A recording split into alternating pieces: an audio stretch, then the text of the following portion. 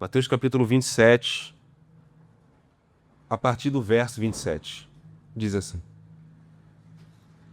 Alguns dos soldados do governador levaram Jesus ao quartel e chamaram todo o regimento. Tiraram as roupas de Jesus e puseram nele um manto vermelho. Teceram uma coroa de espinhos e a colocaram em sua cabeça. Em sua mão direita puseram um caniço, como se fosse um cetro. Ajoelhavam-se diante dele e zombavam: Salve, Rei dos Judeus! Cuspiam nele e tomavam-lhe o caniço da mão e com ele batiam em sua cabeça. Quando se cansaram de zombar dele, tiraram o manto e o vestiram novamente com suas roupas. Então o levaram para ser crucificado. No caminho encontraram um homem chamado Simão, de Cirene, e os soldados o obrigaram a carregar a cruz. Então saíram para um lugar chamado Gólgota, que quer dizer lugar da caveira. Os soldados lhe deram para beber vinho misturado com fel, mas, quando Jesus o provou, recusou-se a beber. Depois de pregá-lo na cruz, os soldados tiraram sortes para dividir as suas roupas. Então sentaram-se ao redor e montaram guarda. Acima da sua cabeça estava presa uma tabuleta com a acusação feita contra ele: Este é Jesus, o Rei dos Judeus. 2 criminosos foram crucificados com ele, um à sua direita e o outro à sua esquerda. O povo que passava por ali gritava insultos e sacudia a cabeça em zombaria. Você disse que destruiria o templo e reconstruiria em 3 dias. Pois bem, se é o seu Filho de Deus, salve a si mesmo e desça dessa cruz agora. Os principais sacerdotes, os mestres da lei e os líderes do povo também zombavam de Jesus. Salvou os outros, mas não pode salvar a si mesmo. Diziam: Quer dizer que ele é o rei de Israel? Que desça da cruz agora mesmo e creremos nele. Ele confiou em Deus. Então que Deus o salve agora, se quiser. Pois ele disse: Eu sou o Filho de Deus. Até os criminosos que tinham sido crucificados com ele o insultavam da mesma forma. Ao meio-dia, desceu sobre a terra... Pulei aqui? Não, né? Ao meio-dia desceu sobre a terra uma escuridão que durou 3 horas. Por volta das 3 da tarde, Jesus clamou em voz alta: Eli, Eli, lama sabachthani, que quer dizer: meu Deus, por que me abandonaste? Alguns do que estavam ali pensaram que ele chamava o profeta Elias. Um deles correu, ensopou uma esponja com vinagre e a ergueu num caniço para que ele bebesse. Os outros, porém, disseram: Esperem, vamos ver se Elias vem salvá-lo. Então Jesus clamou em alta voz novamente e entregou o seu espírito. Naquele momento, a cortina do santuário do templo se rasgou em 2 partes, de cima até embaixo. A terra estremeceu e as rochas se partiram. Essa é a palavra da salvação. Louvado seja o nosso Senhor Jesus Cristo. Podem se sentar, meus queridos.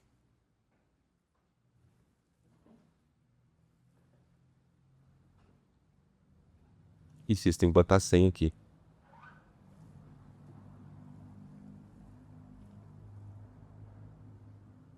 E moderno, hein? Tá até digital. Meus irmãos, essa não é uma palavra fácil para se pregar. Eu gosto muito quando os cultos são vibrantes, são alegres, mas eu creio na importância da gente falar muito que a gente vai falar sobre aqui hoje. E eu queria convidar você hoje a não olhar para a cruz de modo superficial.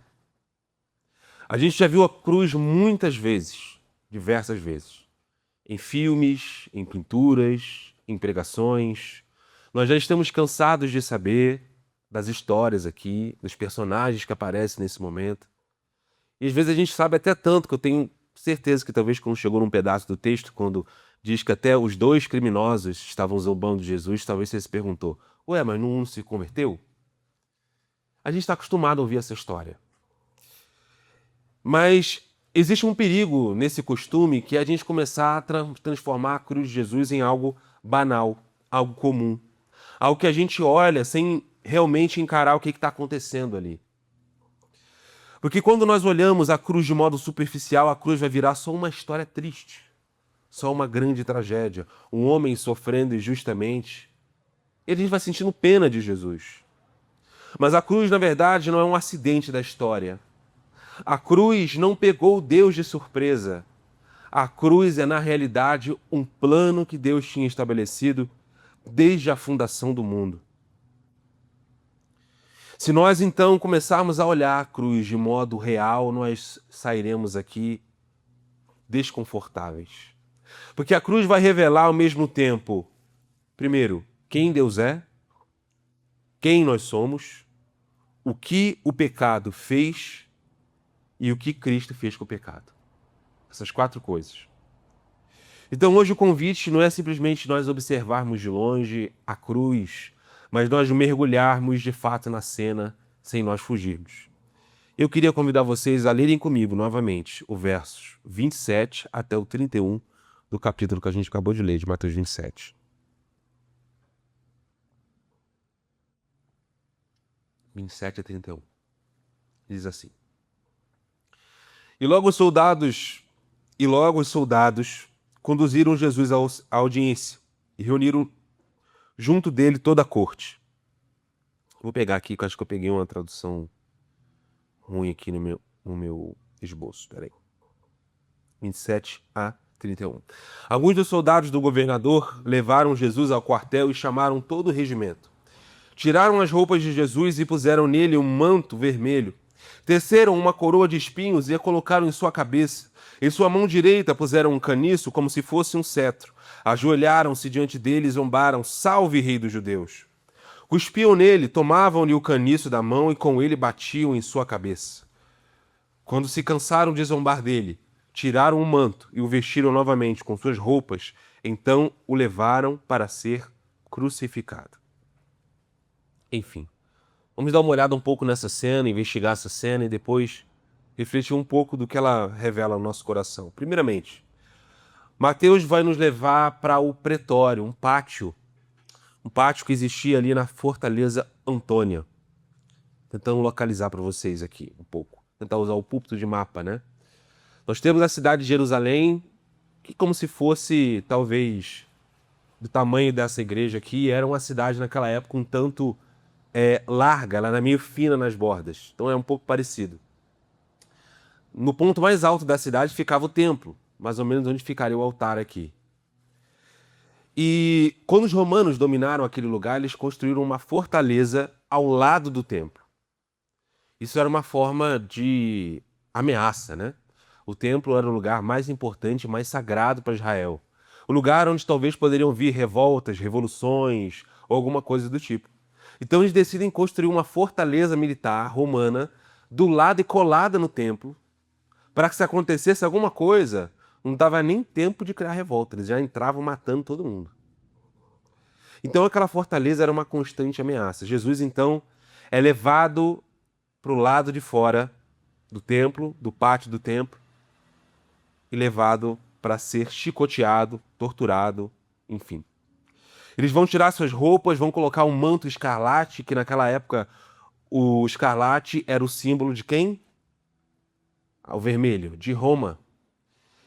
E o que o imperador romano, o César, o rei mais importante da terra, usava numa faixa? Se você já viu a pintura, qual é a cor da faixa?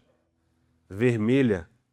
Então quando eles colocam aquela faixa, com certeza foi de lado de Jesus, é como se ele está falando aí, ó, olha o rei, como César, né?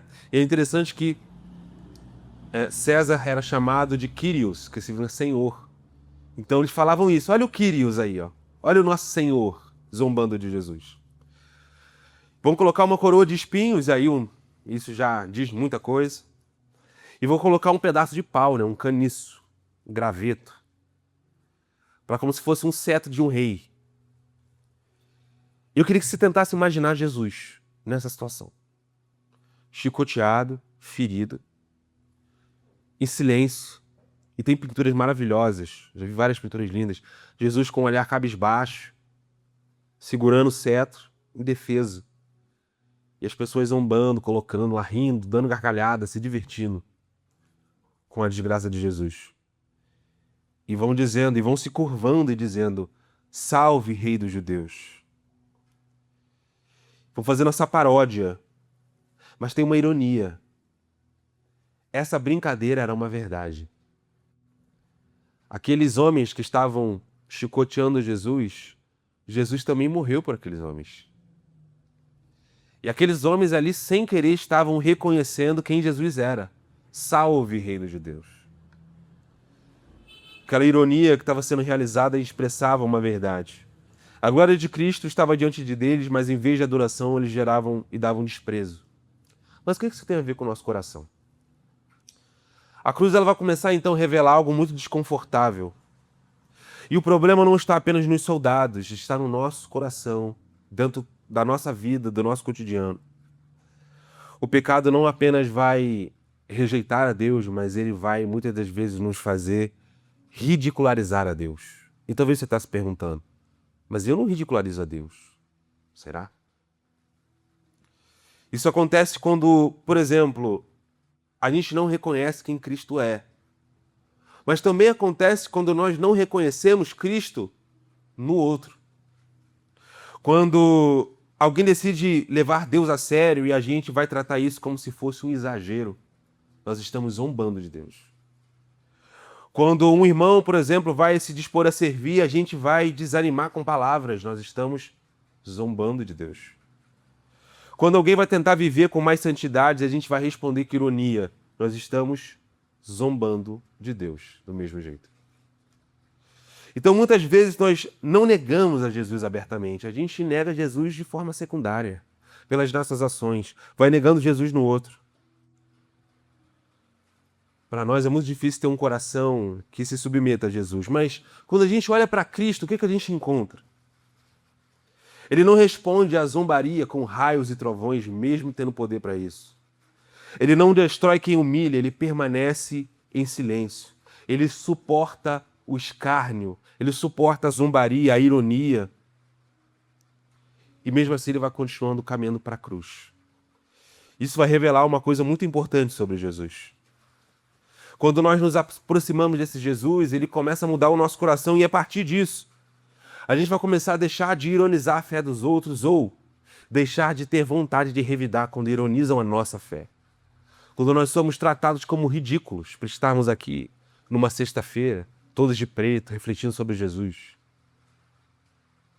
Você será escarnecido por ser cristão. As pessoas vão dizer para você que você está perdendo seu tempo, que você devia estar fazendo algo bem melhor. E pelo ponto de vista do mundo, eles estão corretos. Você realmente deveria. Só que nós temos uma boa notícia, uma notícia verdadeira. Que esse rei está chegando. O dilúvio está chegando. Noé foi chamado de louco e nós também seremos chamados de loucos. Porque a gente anuncia a verdade e cremos que a tempestade chegará um dia. E a gente sempre fala aqui, nunca é um sermão muito pesado, mas é verdade. Um dia o Senhor virá e separará o joio do trigo. E será céu para uns e inferno para outros. E a gente vai ser ridicularizado para acreditar nessas coisas. Mas nós precisamos permanecer e confiar no Senhor. E eu queria convidar você a ler comigo o verso 27, aliás, verso 32 até o verso 44, uma porção um pouco maior. Que Deus possa fazer não chover demais aqui. Amém.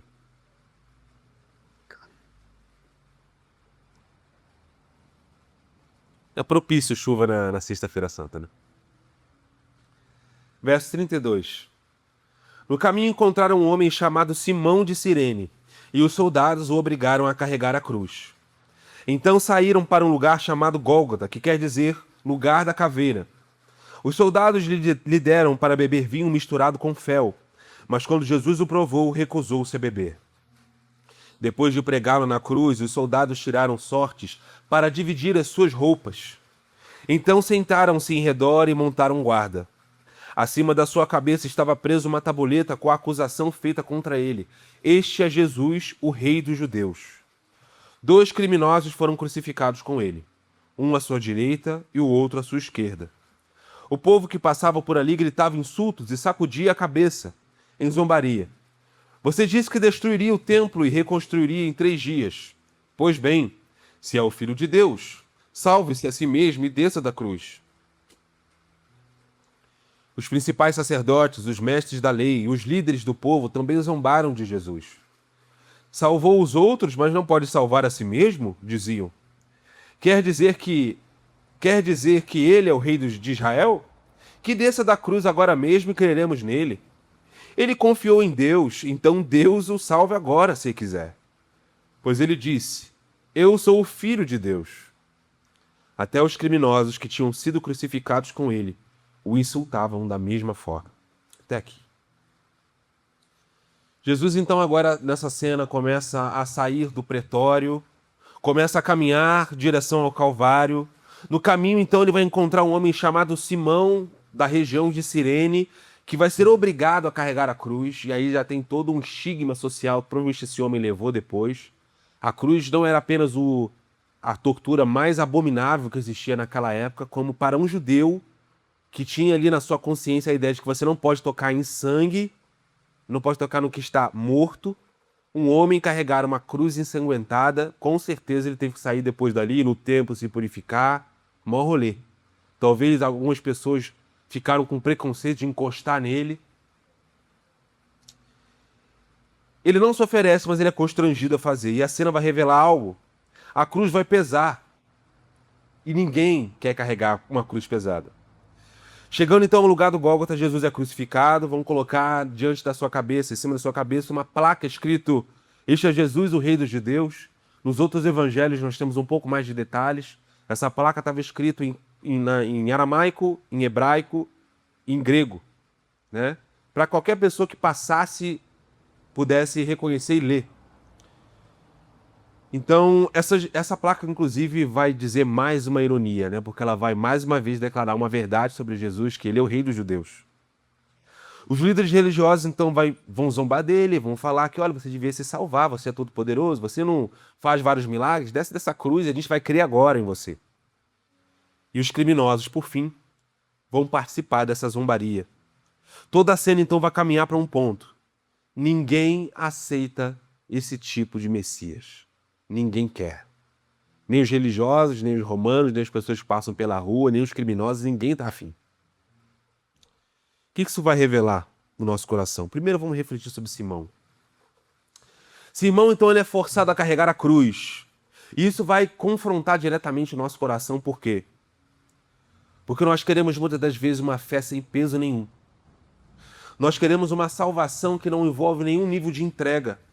Nós queremos viver em comunidade sem nenhum nível de envolvimento. Um relacionamento com Deus sem se envolver em serviço. Nós queremos muitas das vezes, é muito mais fácil, essa tentação existe no meu coração como existe no seu. Dizer que nós cremos sem carregar o peso do que nós cremos. Sem levar a sério a cruz que nós carregamos. Em segundo lugar, nós temos os líderes. E esses líderes vão representar a fé no Cristo que tem que provar algo. Quantas das vezes a nossa fé tem sido ancorada numa ideia de que Deus precisa provar para mim que Ele me ama, Deus precisa provar para mim que Ele vai mudar minha trajetória. Prove, desce dessa cruz, que eu vou crer imediatamente. Eles vai agindo como esses líderes. Nós temos também as acusações. Vão dizer que Jesus salvou os outros, mas é impotente para salvar a si mesmo. Vão dizer que Jesus confiou em Deus, mas Deus deixou ele na mão. Vão pegar várias verdades e vão distorcer. Assim como o nosso coração também vai distorcendo as verdades do Evangelho.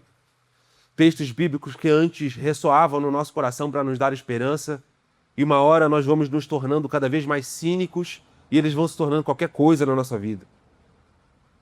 E até os ladrões, que estavam na posição mais confortável, talvez ali, confortável no sentido de, para ver Jesus, era mais fácil identificar alguém que está sendo crucificado como você. Esses ladrões zombavam de Jesus do mesmo jeito.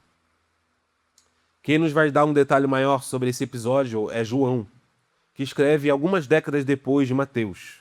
A gente não sabe exatamente o motivo porque ele faz essa diferença. Mas é muito possível que aquele ladrão que se arrepende talvez tenha começado zombando de Jesus. escarnecendo. Talvez ele tenha começado a falar algumas coisas e depois Jesus vai dizer algumas palavras.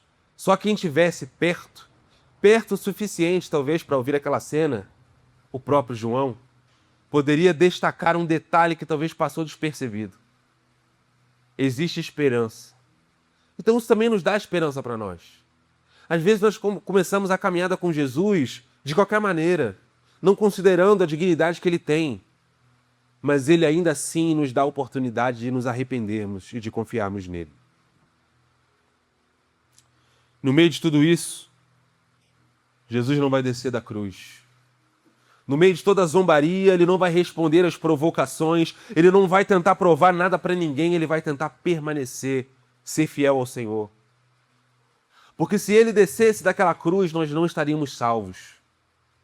Ele assume o ônus da salvação. Ele decide assumir o plano que foi realizado pela Trindade. Como eu falei ontem, não era necessário Jesus fazer assim. Mas uma vez que foi decretado que deveria ser assim, então tinha que ser assim.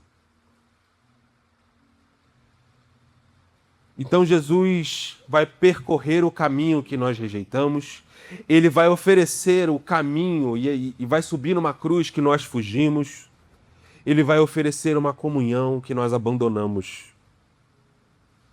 Que nós precisamos aprender a caminhar com Jesus. Queria convidar você a ler comigo o verso 45 até o 49. Quase terminando a nossa pregação.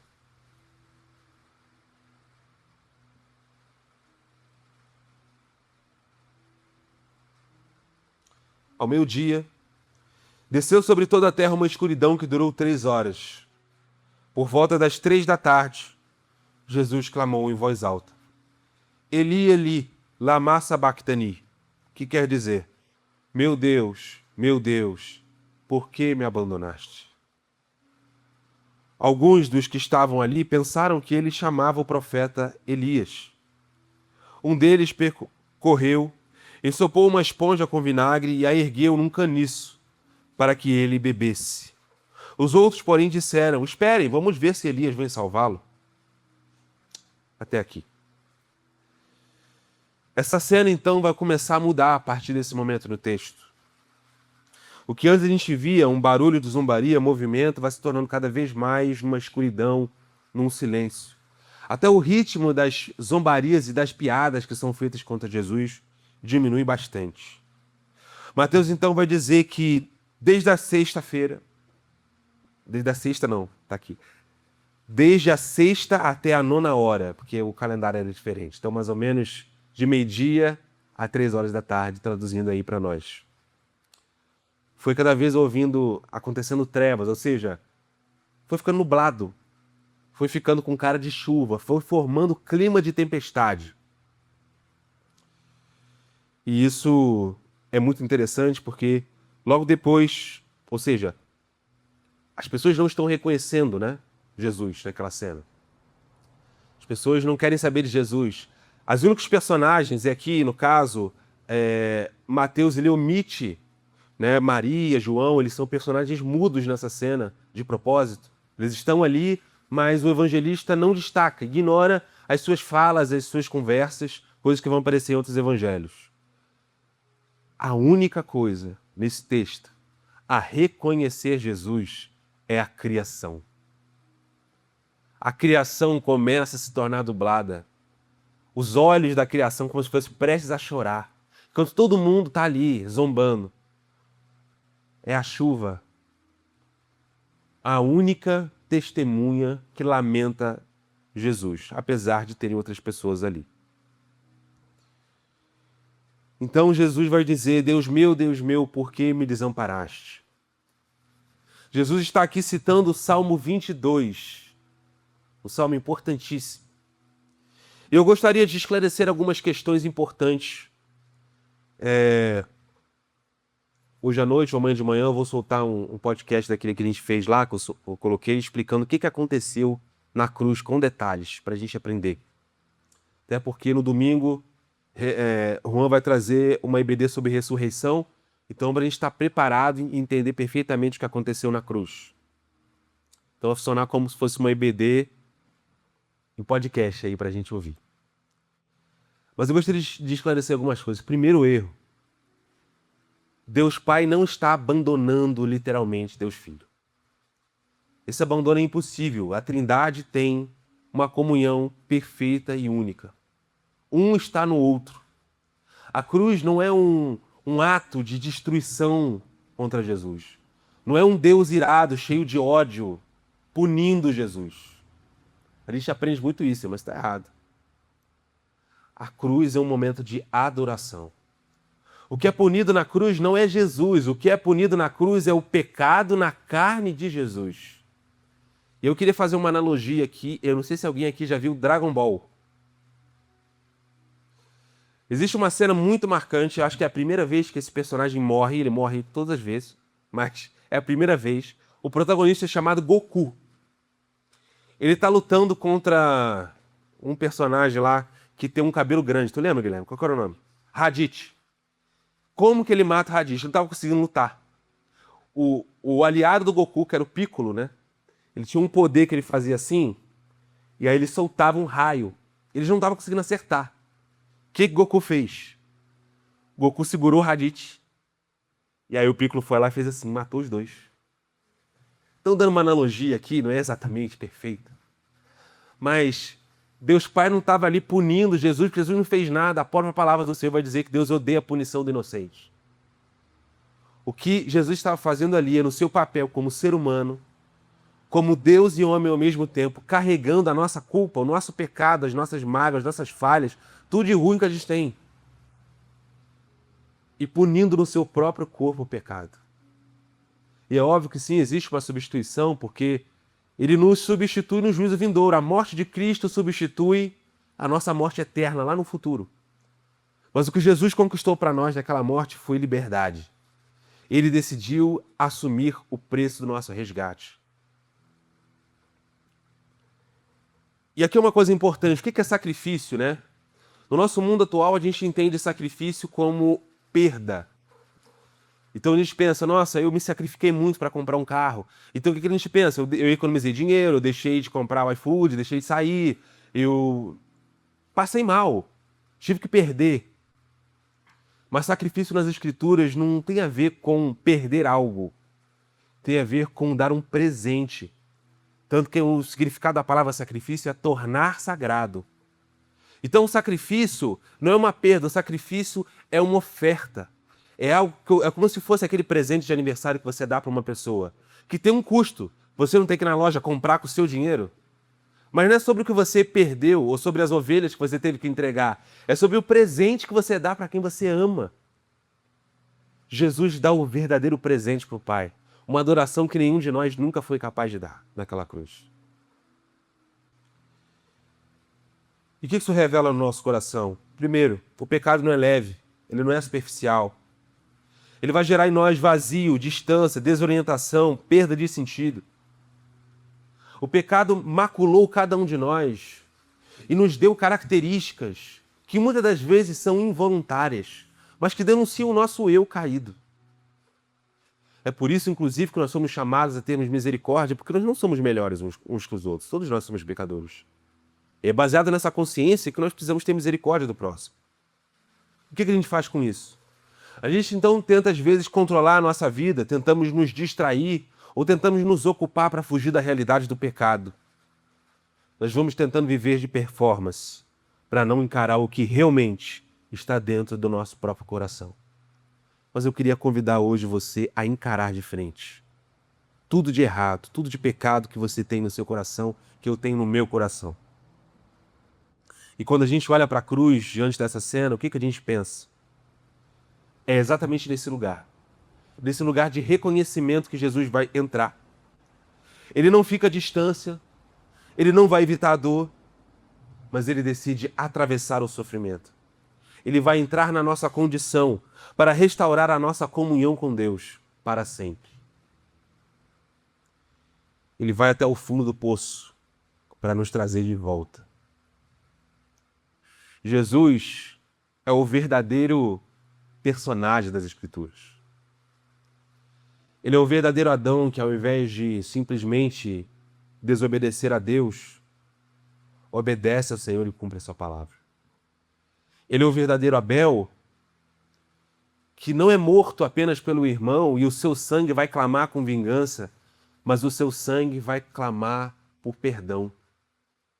Ele é o verdadeiro Noé, que não simplesmente constrói a arca, mas que vai até nós e nos bota para dentro.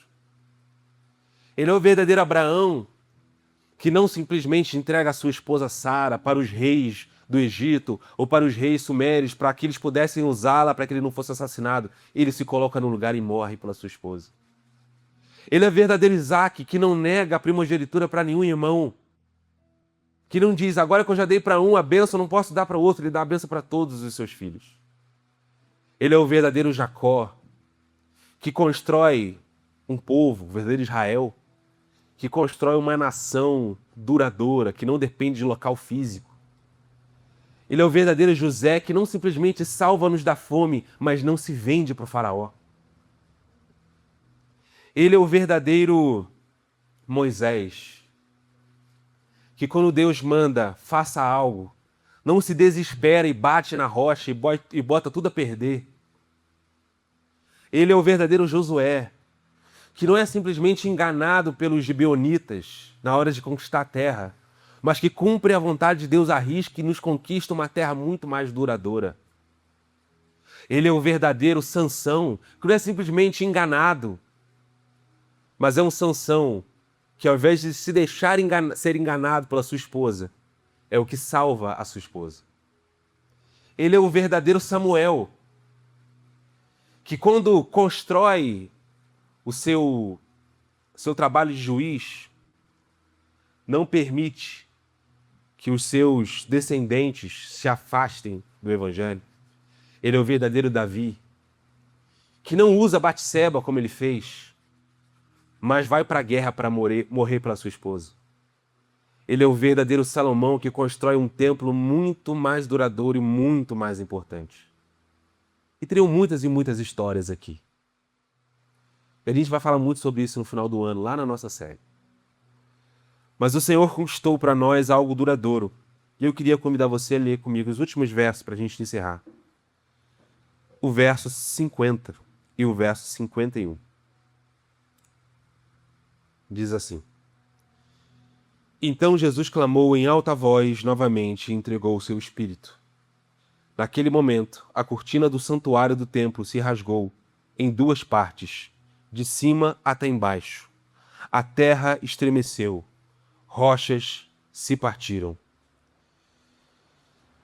É interessante porque Jesus entrega o seu espírito ao Pai, a sua vida. O texto vai dizer que a sua vida foi tirada dele, ele entregou. Isso não é simplesmente um acidente, não é perda de controle. Foi proposital.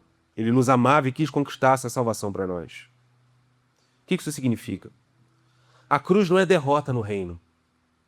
Eu não sei se vocês já pararam para pensar no quão estranho seria se nós entrássemos numa máquina do tempo e nós andássemos pelo Império Romano com isso aqui pendurado no nosso pescoço. As pessoas ficariam chocadas. É provável que elas tentassem arrancar da gente a força, que não quisessem encostar na gente. Para tentar trazer um pouco mais, é como se a gente estivesse como símbolo da nossa fé. Talvez se Jesus tivesse vindo na época da Revolução Francesa, fosse uma guilhotina, não sei. Mas é um instrumento de morte, que a gente usa agora como instrumento de vida. É a total inversão. Então, o que isso diz no nosso coração? Para nós, perder é fracassar. Mas eu queria dizer para você, nem toda perda da sua vida é um fracasso. Nem tudo que deu errado na sua história, na sua trajetória, é uma fraqueza. Coisas ruins acontecerão conosco. Mas nós somos chamados, a partir do Evangelho, a entender que o Senhor é capaz de transformar a morte da nossa vida em vida e ressurreição. O que está morto na sua vida hoje? Talvez seja na área relacional, talvez seja na área profissional, talvez seja na área espiritual, ou dentre outras áreas, ou várias, ou todas elas. Mas eu queria te dizer, apesar de nós estarmos de preto, nós sabemos que o nosso Cristo está vivo. Que essa morte que foi conquistada por nós, não só a vida, mas também a morte, nos deu a oportunidade de olharmos para os nossos relacionamentos e finalmente encontrarmos esperança para a nossa história, para a nossa trajetória. Esperança no seu casamento, no seu noivado, namoro, faculdade, trabalho, tudo. Esperança para uma vida nova, para uma vida diferente. Esperança para a nossa igreja também. Para que nós possamos sempre abençoar o próximo.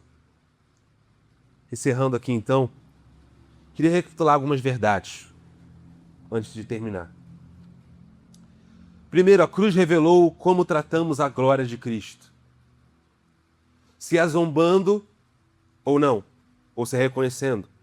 A cruz expõe o nosso desejo por um cristianismo sem cruz. A cruz mostrou que o pecado não é superficial, mas ele precisa ser tratado, mortificado. A cruz revelou que Deus não ficou distante. Ele entrou até o fundo da nossa condição para nos salvar. E quando tudo parecia derrota, o Filho se entregou. E ali a vitória começou. Porque a gente daqui a pouco vai despir o altar, isso é da perspectiva humana. Quando os discípulos estavam ali com Jesus, tirando o seu corpo da cruz, levando e colocando para ser sepultado, eles estavam tristes, achando que estava tudo perdido. Mas naquele momento, Jesus estava no mundo dos mortos proclamando a sua vitória. Eles só não tinham visto ainda. É como a luz do sol, que quando se põe não acabou. Está só do outro lado do mundo. A luz do sol estava lá embaixo, fazendo assim, ó, brilhando aquela luz, iluminando as trevas. E quando chegar o domingo de manhã, que o sol levantar e brilhar mais uma vez, nós vamos poder também reconhecer. Talvez hoje eu não esteja vendo o sol, mas o sol, a luz de Cristo, está lá brilhando as trevas do que eu não sou capaz de enxergar.